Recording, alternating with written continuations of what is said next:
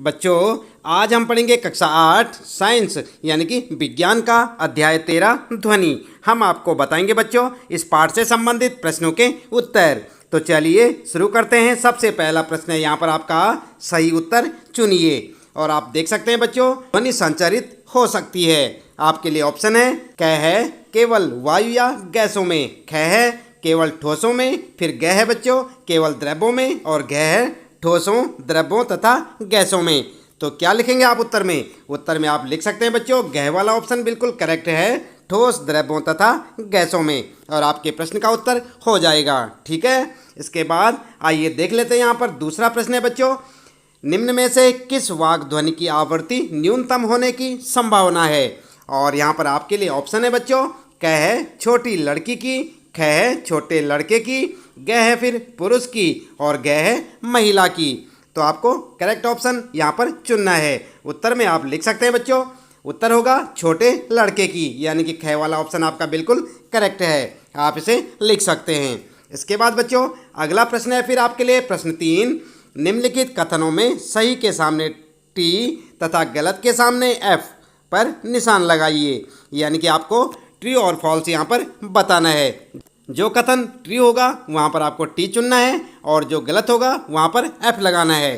तो चलिए देख लेते हैं। सबसे पहला यहाँ पर है, क ध्वनि निर्वात में संचरित नहीं हो सकती। तो आप क्या लगाएंगे बच्चों? आप लगा सकते हैं, इसके लिए लगाएंगे टी, यानी कि ये ट्रू है। ठीक है, इसके बाद अगला है बच्चों फिर ख, किसी कंपित वस्तु के प्रति सेकंड होने वाले दोलनों की संख्या को इसका आवर्तकाल कहते हैं। तो आपको देखना होगा ये ट्रू है या फॉल्स। तो यहाँ पर आप देख सकते हैं बच्चों, इस पे लगाएंगे आप एफ, यानी कि ये फॉल्स है। ठीक है, इसके बाद अगला है बच्चों फिर ग, यदि कंपन का आयाम अधिक है तो ध्वनि मंद होती है। तो ये ट्रू है या फॉल्स बच्चों? उत्तर में आप देख सकते हैं ये क्या है, फॉल्स, यानी कि आप एफ लगाएंगे।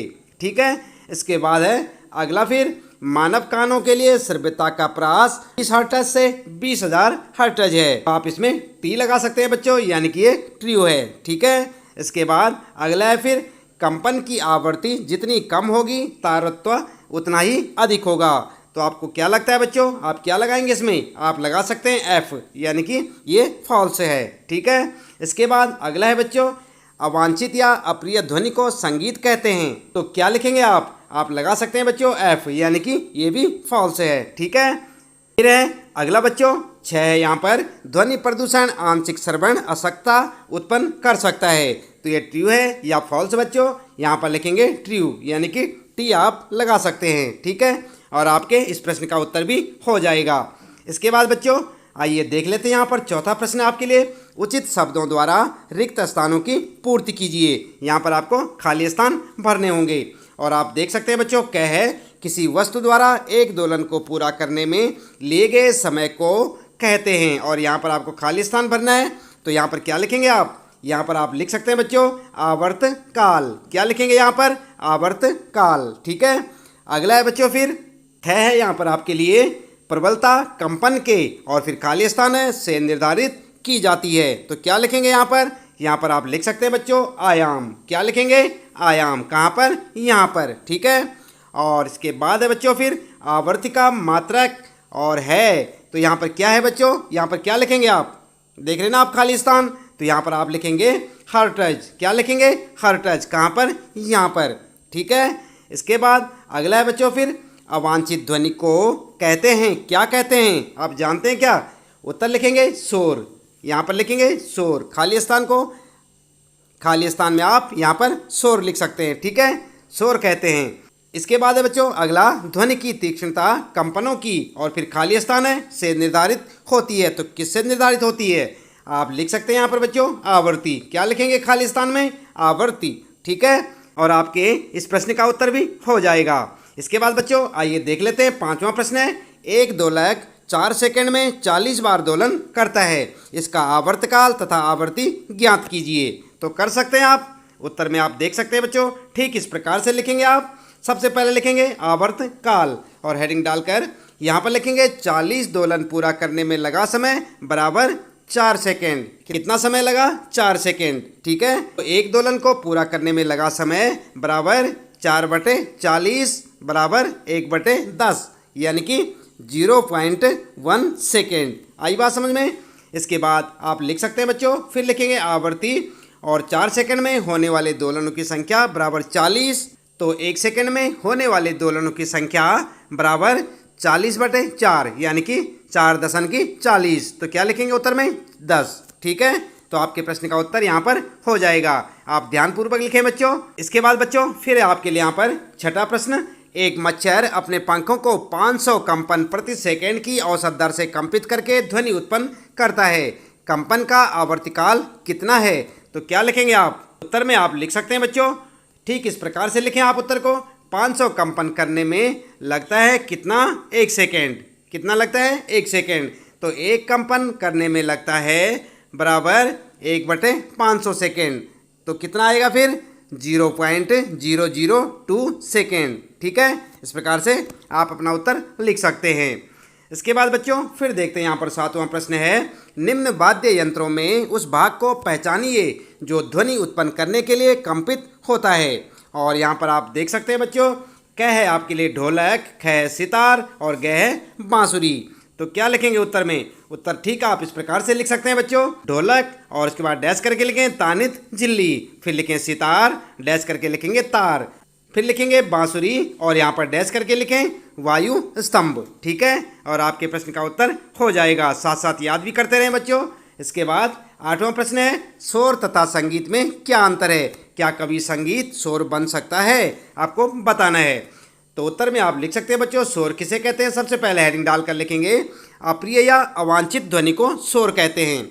ठीक है, इसके बाद संगीत किसे कहते हैं? आप जानते हैं बच्चों, हेडिंग डालकर लिखेंगे सुस्वर ध्वनि को संगीत कहते हैं या सुखद होती है।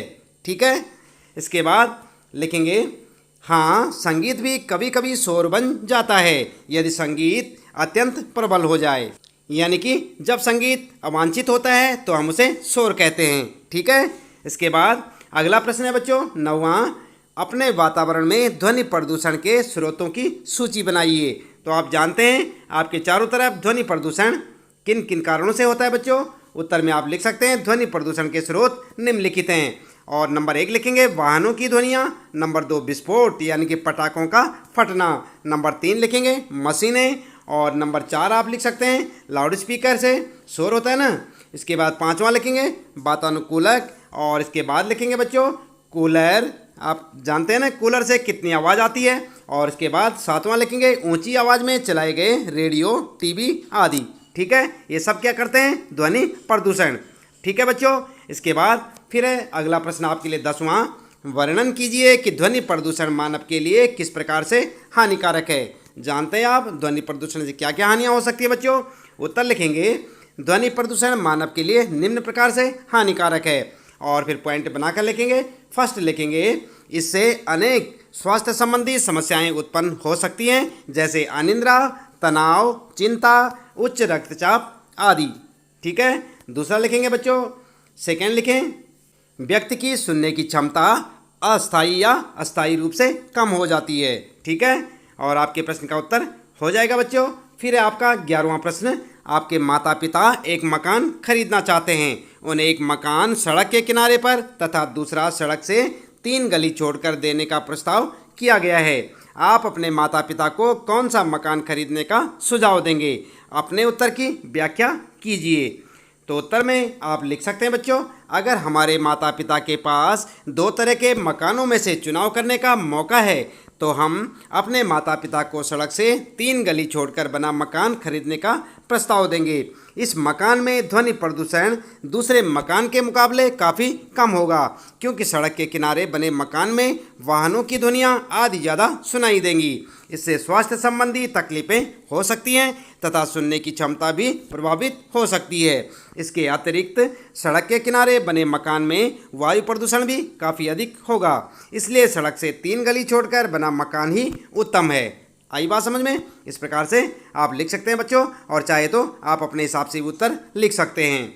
इसके बाद फिर आता आपका 12वां प्रश्न यहाँ पर, और इसमें पूछा है मानव वाक् यंत्र का चित्र बनाइए तथा इसके कार्य के अपने शब्दों में व्याख्या कीजिए। तो चित्र के लिए बच्चों आप अपनी पाठ्य पुस्तक में देख सकते हैं, वहाँ से आप चित्र बना सकते हैं और उत्तर में आप लिख सकते हैं मानवों में ध्वनि वाक् यंत्र या कंठ द्वारा उत्पन्न होती है।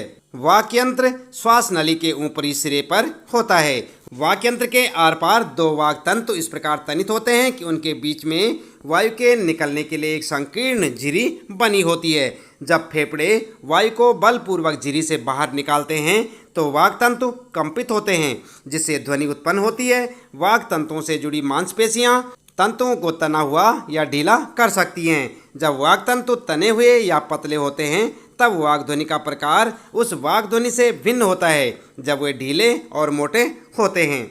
आई बात समझ में? इस प्रकार से आप अपने इस प्रश्न का उत्तर लिख सकते हैं बच्चों, और चित्र के लिए आप अपनी पाठ्य पुस्तक में देख सकते हैं।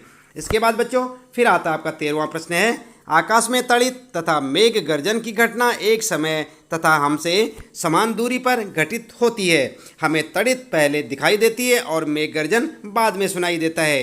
क्या आप इसकी व्याख्या कर सकते हैं?